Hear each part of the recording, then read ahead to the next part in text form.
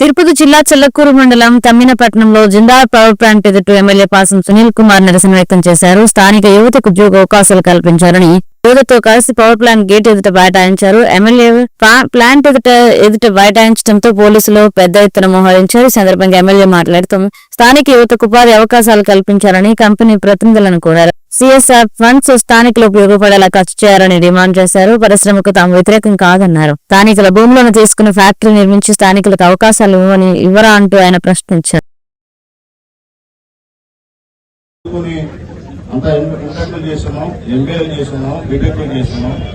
అలాగే పార్టీలు చేస్తున్నాం.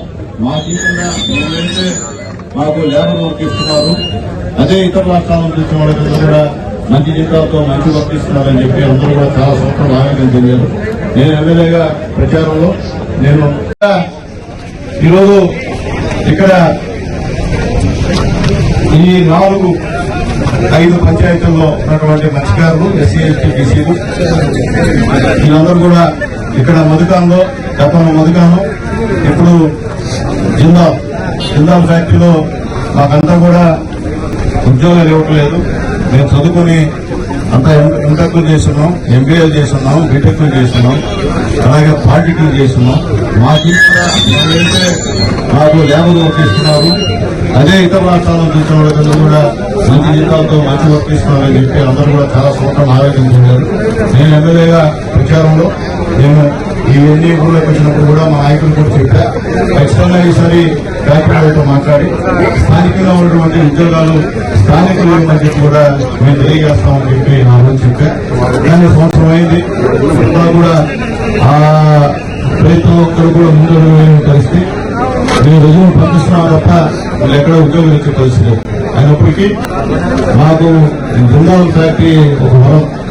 ఎందువల్లంటే ఈరోజు ఫ్యాక్టరీని మా నాయకులు స్వాగతిస్తున్నారు, మేము కూడా ఫ్యాక్టరీని స్వాగతిస్తున్నాం. అయితే నేను చెప్పేది ఒకటే, స్థానికులకు ఉద్యోగాలు కల్పించండి, స్థానికులు బానిసలుగా చూడవద్దు.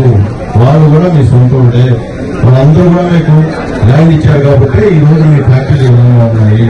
ఒక జిల్లాకే కాదు, నా కాన్స్టిట్యూన్స్ ఉన్నటువంటి అన్ని పరిశ్రమలంతా కూడా రిక్వెస్ట్ చేస్తున్నాం, దయచేసి స్థానికులకు ఉద్యోగాలు కల్పించమని చెప్పి రిక్వెస్ట్ చేస్తున్నాం. అలాగే సిఎస్ఆర్ ఫండ్స్ కూడా మీ ఇష్టం ప్రకారం కాకుండా స్థానికంగా ఉన్నటువంటి ప్రజాప్రతినిధులు, స్థానిక నాయకులు, స్థానిక ప్రజలు వాళ్ళ మాటిని వాళ్ళకి ఏం అవసరం, ఏది నీడో అది చేయమని చెప్పి కూడా నేను మా కమిటీ వాళ్ళు కూడా రిక్వెస్ట్ చేసి చెప్పాను. ఈరోజు ధర్నా అన్నారు. ఇది ధర్నా కాదు, మాకు ఫ్యాక్టరీస్ కి ఎటువంటి తగులు తగాదాలు లేవు.